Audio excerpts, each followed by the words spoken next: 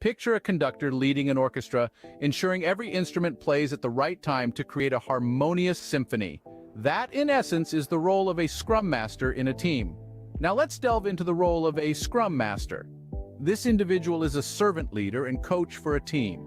They are the ones who guide the team, making sure that everyone is playing their part in the process. They facilitate team events and processes, ensuring methodologies are followed to a T. But that's all. A Scrum Master is also responsible for removing any roadblocks that might impede the team's progress. They are the ones who step in and clear the way, enabling the team to keep moving forward without any hitches. The Master also helps the team in meeting their delivery goals. They foster a high-performing dynamic within the team, ensuring everyone works together in harmony, just like an orchestra playing a beautiful symphony.